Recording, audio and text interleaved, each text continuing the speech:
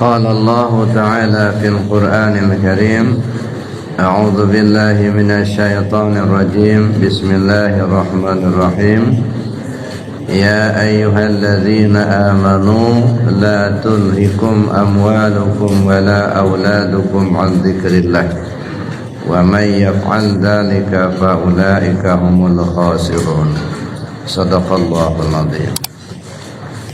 Al-Mukarram wal Muhtaram, yang saya hormati dan yang saya cintai Ketua Umum Waljalimas 38 Bapak Haji Dadang Suwandi beserta Ibu dan jajaran pengurus Waljalimas 38 yang saya hormati, dan juga yang saya hormati pengurus Masjid Nur Said serta bapak-bapak para pina sepuh, Bapak Ibu para jamaah rahimakumullah.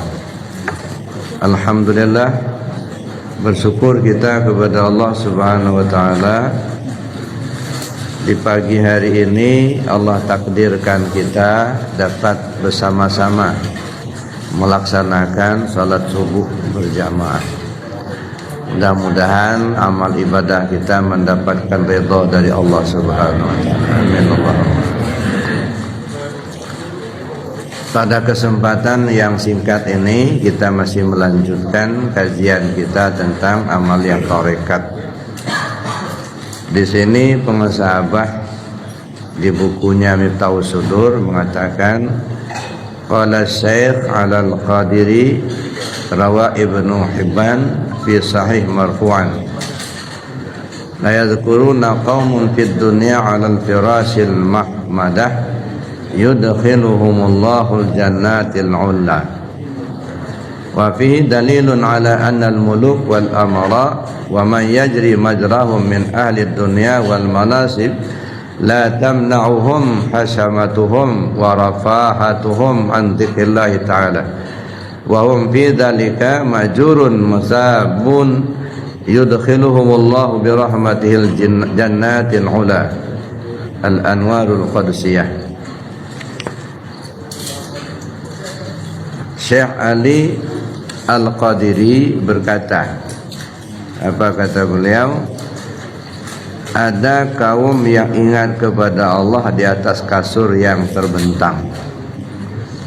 Allah tetap memasukkan mereka ke dalam surga yang tinggi. La yadhkuruna qaumun fid dunya ala firasil muhmadah yudkhiluhumullahu al-jannatul 'ula. Ada kaum yang berzikir kepada Allah, sedang mereka itu tidur di atas kasur yang empuk, kasur yang terbentang. Mereka tetap dimasukkan Allah ke dalam surga.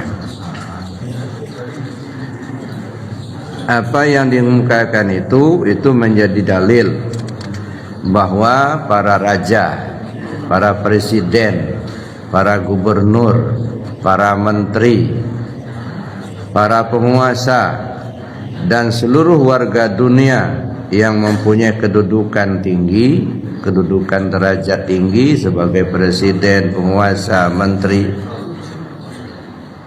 dan mereka punya banyak harta,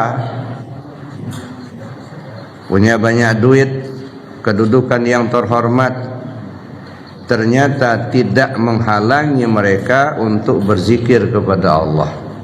Nah, mereka tetap mendapatkan ganjaran pahala dari Allah dan mendapatkan rahmat dari Allah. Allah akan memasukkan mereka ke dalam surga yang tinggi. Jadi Bapak Ibu yang saya hormati, ini menjadi dalil, ya. Ternyata zikir kepada Allah atau mengingat Allah itu bukan hanya oleh golongan tertentu saja, ya. Bukan hanya orang-orang yang lemah, orang-orang yang miskin, orang-orang yang nggak punya duit, atau orang-orang frustasi, enggak, Pak. Ya, zikir kepada Allah, mengingat Allah itu kebutuhan semua orang. Apakah dia orang kaya, orang miskin, pejabat, atau rakyat jelata, ya semua orang butuh zikir.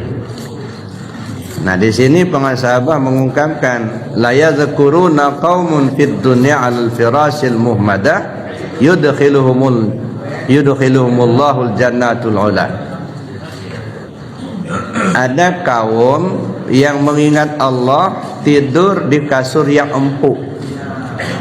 Artinya orang kaya, Pak. Kalau orang miskin kan di selai tikar aja. Nah, ini enggak. Ini kasur yang empuk. Artinya kekayaan, jabatan itu tidak menghalangi untuk berzikir kepada Allah. Itu satu yang perlu kita ingat, kita pahami bahwa berzikir itu kebutuhan semua orang. Maka sering saya katakan zikir itu bukan kewajiban. Ya, sama dengan makan itu bukan kewajiban tapi kebutuhan.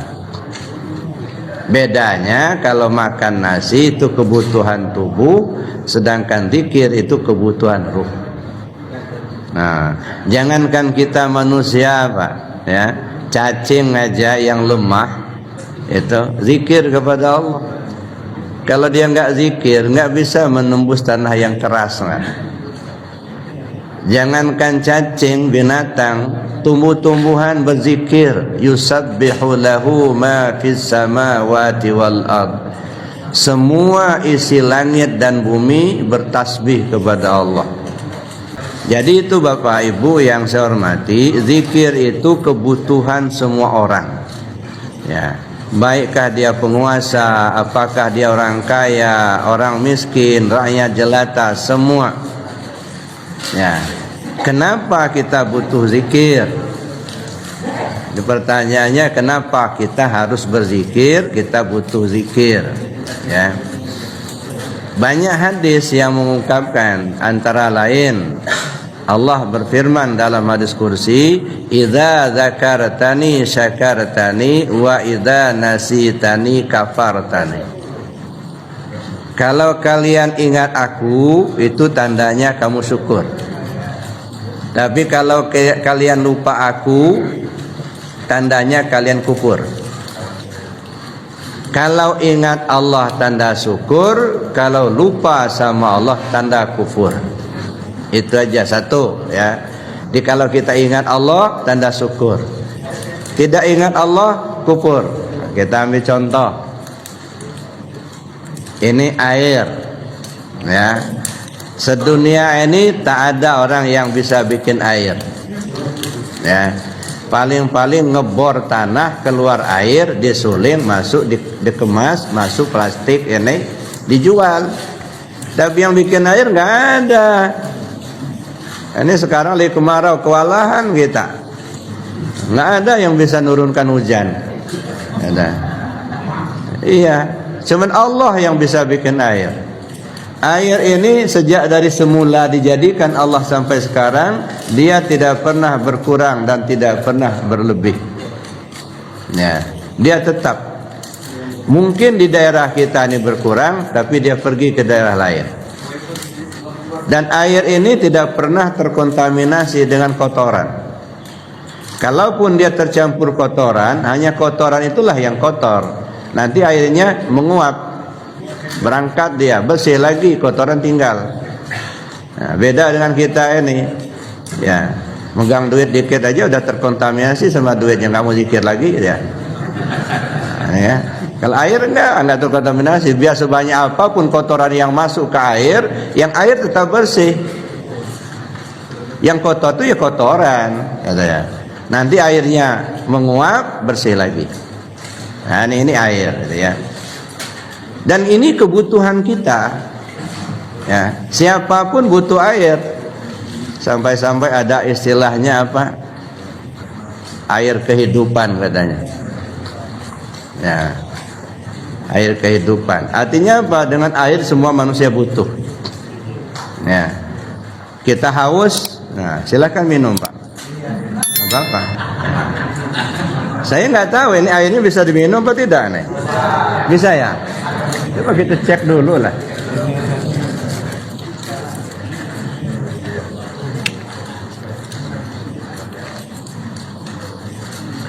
Benar Pak, bisa diminum. Artinya air ini milik Allah, bukan milik kita. Masya Allah Bapak Ibu, itu air yang di depan Bapak cuman hanya segelas air. Ada tambahan 1 gelas lagi kopi, alhamdulillah. Ada kelebihan itu ya. Tapi tahu nggak Bapak Ibu, hadirnya air segelas di depan Ibu ini berjuta-juta manusia yang terlibat. Baru bisa hadir di sini. Ini air ini, dia dibor dari tanah. Berapa banyak yang terlibat sama bor? Bor itu dari besi, ditambang. Berapa banyak manusia yang terlibat dengan tambangan besi? Lalu diolah menjadi besi. Berapa banyak manusia yang terlibat dengan pengolahan besi sampai dia dijual di toko? Berapa banyak manusia yang mengangkut yang terlibat dengan besi? Ya, pengangkutan itu diangkut dengan mobil, mobil dibikin orang. Berapa banyak manusia yang terlibat dengan mobil itu? Mobil butuh bensin, ya dah. Berapa banyak manusia yang terlibat dengan bensin itu? Sampai dirakitlah menjadi sebuah alat pengebor. Berapa orang yang terlibat dengan rakitan bor itu? Lalu kemudian dibor keluar air, dikemas dengan gelas ini. Berapa orang yang terlibat dengan plastiknya ini? Kemudian dibawa ke distributor. Berapa orang yang terlibat dengan pembawaan gelas ini ke dalam distributor? Hingga sampailah pada konsumen, hingga sampailah di depan Bapak Ibu. Masya Allah, kalau dihitung Pak, jutaan biayanya Pak. Kalau bukan karena rahmat Allah, sungguh kita tidak mungkin akan mendapatkan setetes air minum. Ini pertolongan Allah luar biasa Bapak Ibu. Mulai dari bikin airnya sampai mengatur manusia ini untuk mengolah sedemikian rupa sehingga menjadi sebuah gelas yang berisi air sampai hadir di depan kita dan bisa kita minum. Ini kuasa Allah. Pada saat Bapak minum, Ibu minum air yang milik Allah ini, ingat Allah tidak? Jangan geduk habis. Nah, ingat siapa yang punya. Kufur nikmat itu. Itu kufur. Makanya kata Allah, "Idza dzakartani syakartani." Kalau kamu ingat aku, tanda syukur. Kalau kamu lupa aku, tanda kufur. Ingat Allah, minum, syukur tak? Izin. Ya, ingat Allah itu izin sama yang punya. Kenapa kufur? Kalau tidak ingat Allah, tanda maling Pak. Maling punya Allah, bukan punya kita. Nah, cuman kita ini aja yang kadang-kadang ini milik kita, merasa punya kita, padahal bukan. Bapak Ibu yang saya hormati, di situ pentingnya kita berzikir. Itu satu. Yang kedua, kenapa zikir ini sangat penting? Ya, karena manusia ini semuanya pasti mengharapkan kebahagiaan. Tidak ada yang mengharapkan kesengsaraan. Kalau saya tanya bapak-bapak, kalau mati mau masuk surga atau masuk neraka? Ya, semua pasti akan masuk surga. Ada. Baik dia penguasa, dia orang kaya, dia orang miskin, dia orang yang jelata, semua mau masuk surga. Cara untuk masuk surga itu seperti apa? Ya, banyak cara. Di antaranya ada 2 hal yang bisa kita simpulkan. Yang pertama dengan amaliyah, yang kedua dengan ilmiah. Jadi ada yang disebut dengan usuliyah dan ada yang disebut dengan furu'iyah. Kalau dengan amaliyah, zikir. Nah, zikir. Kalau dengan ilmiah, kajian. Ya, makanya sering orang tua kita bilang duduk di kajian. Nah, bagaimana duduk di kajian? Duduk di paham. Jadi 2 yang perlu kita kejar Bapak Ibu. Yang pertama, bagaimana cara berzikir. Yang kedua, apa maksud zikir. Nah, makanya kalau berzikir itu amaliyahnya. Dan kita butuh. Apa yang perlu kita biasakan dalam berzikir? Ya, kita persiapkan untuk menghadapi pintu kematian. Ya. ada 3 alat, ya, paling tidak 3 alat yang perlu kita latih supaya bisa menghadapi pintu kematian itu. Ya, sebab kematian itu tuh penentu, Pak. Biarlah jadi presiden, jadi gubernur, jadi penguasa, jadi pengusaha, duit banyak, harta banyak, tapi kalau matinya su'ul khatimah, itu tidak sukses hidupnya. Jadi orang yang sukses hidup itu bukan banyak duit. Orang yang sukses hidup itu bukan jadi pejabat. Orang yang sukses hidupnya kalau dia mati husnul khatimah. Ada ya. Kalau husnul khatimah, dia disiapkan untuk masuk surga. Ya, Bapak Ibu yang saya hormati, untuk mendapatkan itu 3 alat yang biasa digunakan oleh orang yang akan mati. Yang pertama lisan, yang kedua hati, yang ketiga nafas. Nah, 3 ini. Ya. Silakan banyak amalan, sedekah, haji, umroh, ya dah. Baca Quran, hafal Al-Quran, ya dah. Yang pertama lisan, yang kedua hati, yang ketiga nafas. Nah. Yang pertama lisan, man qala la ilaha illallah akhiru kalamihi dakhalal jannah. Siapa orang yang akhir kalamnya la ilaha illallah, dia masuk surga. Ya. Untuk bisa akhir kalamnya dengan kalimat la ilaha illallah itu, Rasul memberi isyarat, matan nas bima ya'isubi. Manusia itu mati sesuai kebiasaan.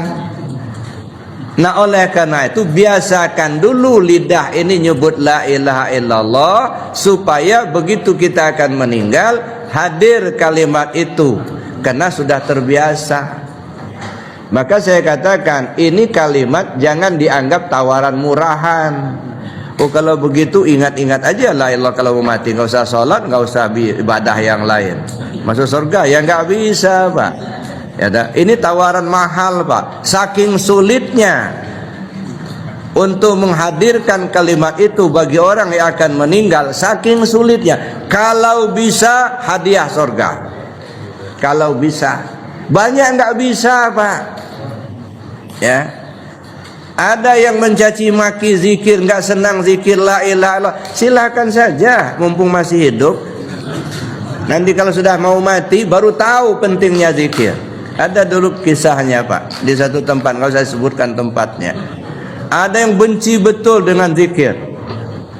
Ngedengar orang zikir la ilaha illallah, marah-marah dia. Tuhan itu nggak tuli, ngapain dikeras-keraskan zikirnya? Nah, itu marah-marah itu ya. Sampai ngoceh kemana-mana, ngomong zikir itu bid'ah, nggak macam-macam lah. Pokoknya nggak senang betul sama orang yang berzikir dengan kalimat la ilaha illallah itu. Tapi yang namanya ya orang ya diam aja, mau diapain, orang nggak senang. Ya udah dikasih tahu juga nggak mau, ya sudah. Sehingga dia ngoceh-ngoceh, nyalah-nyalain orang zikir. Dalalahnya mohon ampun sama Allah. Ketika dia akan meninggal, masuk ke WC, hilang akalnya, diubek-ubeknya kotorannya. Meninggal dalam WC, menjulur lidahnya. Apa itu yang mau dimaukan? Coba lihat orang yang ahli zikir la ilaha illallah, Imam Ghazali, ya. Begitu beliau akan meninggal, dalam kisahnya dia mandi dulu. Sehari sebelumnya dia sudah beli kain kapan dari pasar, sudah disiapin sama dia. Dia mandi bersih-bersih, sudah mandi, dia bungkus badannya dengan kain kapan. Dia sendiri yang ngebungkus. Lalu dipanggilnya, ya saudara-saudaranya, anak-anaknya, kumpullah mereka. Posisi sudah terbungkus kain kapan. Saya mau pulang, katanya. Kalian yang rukun-rukun, banyak nasihatnya. Selesai dia ngasih nasihat, la ilaha illallah, lewat. Mana yang bagus, yang ngubek-ngubek kotoran atau yang semacam ini? Ada. Jadi Bapak Ibu yang saya hormati, maka zikir itu sangat penting untuk melatih lidah kita ini dalam berzikir. Syukur kita diberi Allah petunjuk. Maka saya bilang orang yang tergerak hatinya mau berzikir bukan kebetulan. Ya, ada bapak-bapak yang ikut pengajian subuh, kebetulan ada talqin zikir, nimbrung ikut. Nah mungkin bahasa kitanya kebetulan saya lagi ikut pengajian ada talqin zikir. Itu bahasa kita. Bagi Allah nggak ada yang kebetulan. Jadi yang terpilih oleh Allah. Siapa di antara yang akan dipilih oleh Allah? Yahdillah man yasha wa yudillu man yasha. Allah beri petunjuk siapa yang Dia kehendaki, Allah sesatkan siapa yang Dia kehendaki. Maka bapak ibu yang tergerak hatinya untuk belajar zikir, tergerak hatinya untuk mengamalkan zikir, bersyukurlah kepada Allah karena